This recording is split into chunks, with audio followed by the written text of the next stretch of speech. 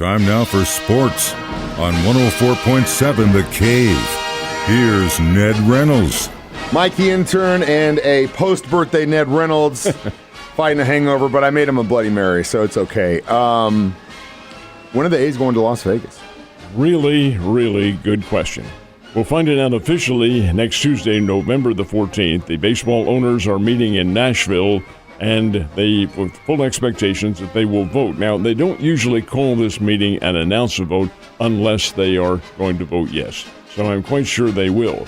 But the key question is not really whether the A's will move. They will to Las Vegas. But 2028 is when their stadium is complete. This is about to be 2024. What do you do in the meantime? That is the key question. Do you go back to Oakland? Hell no. Do people want you in Oakland? If you don't think people didn't show up this year, and they didn't, they really aren't going to show up at all. No. You'll be playing before an empty stadium. And would they be given a break in the rent? Probably not. Okay, so I don't think that's going to happen. Do they play in the minor league, and the Las Vegas team is AAA? Do they expand that stadium and play there? I think really that's their only option. Or do they go to another city like San Antonio or Portland or someplace like that? What about an Allegiant? Why can't they split it, because in the past... Apparently that can't be redesigned into a baseball field. Really? That's football. Yeah, but that's not you would think that if all the money they put into that stadium and all the stuff behind it, they would at least have the ability to change it to where it's... Well, you would think so, but I don't really... that didn't figure into their plans when they built it. It was job, for the Davis. Raiders. God. I'm not surprised that they made that bonehead move, but they could have been making a lot more money off the A's playing there, too. Could have. Interesting. Well, what do you think? You think they're going to go to the AAA team? That makes probably the most sense, then. Yes, either that or maybe to another city that probably is bidding for an expansion franchise, like a San Antonio or a Nashville or a Portland, Oregon, somebody. Maybe that's why they were in Nashville to do this meeting. Well, no, they plan them way ahead of time. Well, we'll see. Where the Nashville Sound Play is gorgeous venue, so that would be really cool, too. So it makes sense. Maybe see if they have any interest in a major league team in that town. It might be the next one. Well, it could be. That is a possibility. So we've been talking a lot about what the Cardinals are going to do in the offseason as far as the moves. Are they continuing to search after different pitchers? They continue probably hourly as opposed to daily. And the latest reports have the Cardinals and the Yankees thought to be in serious negotiations for perhaps one of the Yankees' better pitchers, a young kid who is a reliever. Now, this is not official, but Ron Marinaccio is a very good prospect and has pitched a little bit with the Yankees. So who would the Cardinals give up? Well, according to the reports, the negotiations include Brendan Donovan. I'd hate to see him go. He's a tough player. Or and maybe Nolan Gorman, maybe the two of them. But Marinaccio and another minor league pitcher would be included in that deal. But that's the one that's being discussed. There is nothing official yet and probably won't be.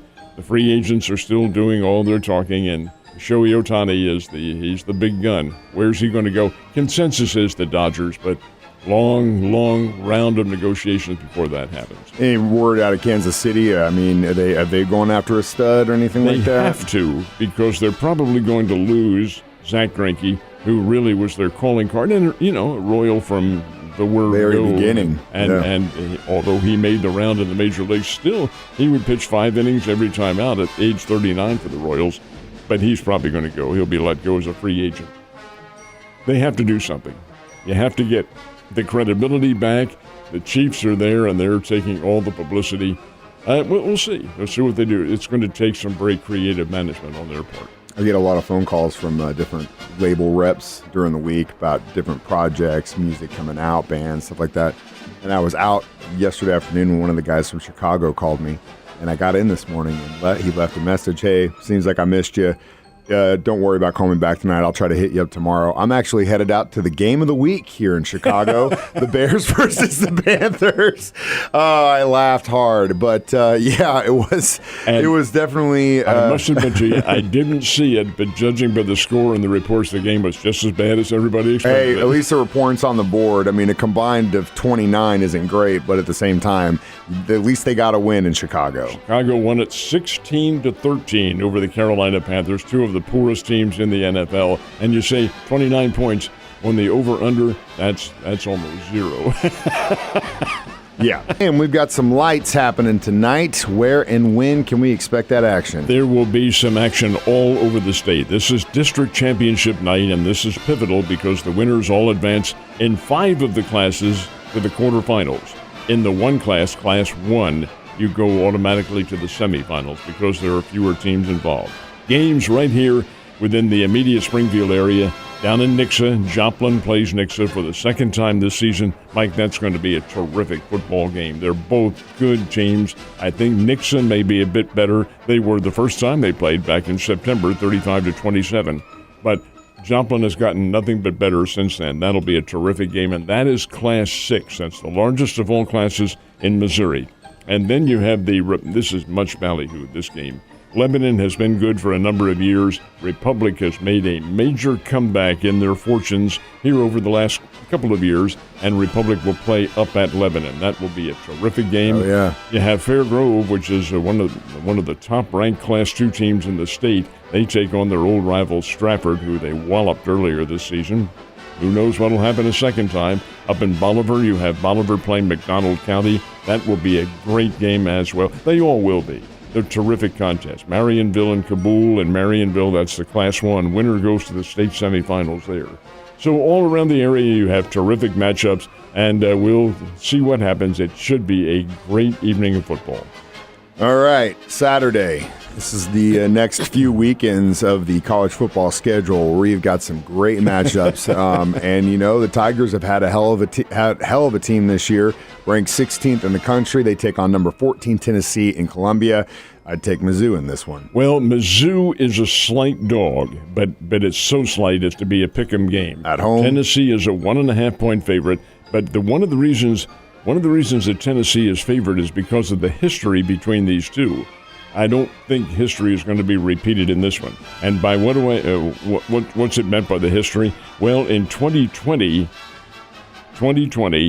Tennessee beat Missouri 35-12.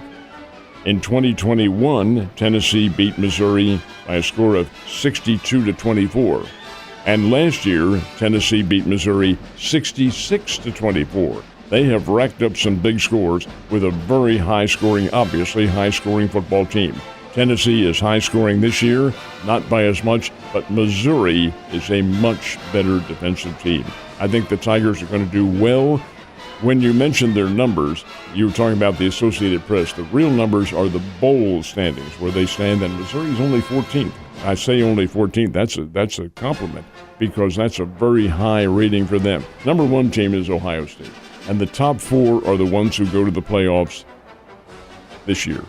That ends after this year. A 12-man team after that. Teams next year. Look forward to that. And that'll be, well, everybody who has been ever griping about not being included, they will be included this time, unless you really fall on your derriere. But Missouri at 14 is going to get a very good bowl game if they continue to win. They have Tennessee tomorrow, Florida next week, and then the Razorbacks the day after Thanksgiving. A lot of fun. So that game starts at 2:30. My Wildcats start at 2 against Baylor at home in Manhattan. So I got to roll another TV into the living room. K-State will be favored. Watch them both at the same time. K-State is a big favorite over Baylor. Yeah, hopefully they can get this nice, easy win before they go and face off with the Jayhawks the next week. I know you'll be on the sidelines, Plaster Stadium tomorrow. This final home game for the Bears. The home season will come to an end, and the Bears are taking on an old and familiar rival, Northern Iowa, a team that has just simply had great success against Missouri State, or back in the old days, Southwest Missouri State over the years. So this is a pivotal game for the Bears. Not as far as postseason's concerned, they're not going. Northern Iowa probably is going. But how well do the Bears bounce back? They were victims of a gut-wrenching loss to Illinois State last week, in which the officials made controversial decisions. We're not going to debate whether it was right or wrong, but they were controversial. That's not a debate. It was. But the fact is, the Bears had, from them, defeat taken from possible victory, and that's a real shame. 36-35, the Bears lost. How well do they bounce back? These are young kids. Can they regain their mojo and play some respectable football? Anxious to see what they do and how they come out. Me too. Ned, you have a wonderful weekend, and I will see you on Monday.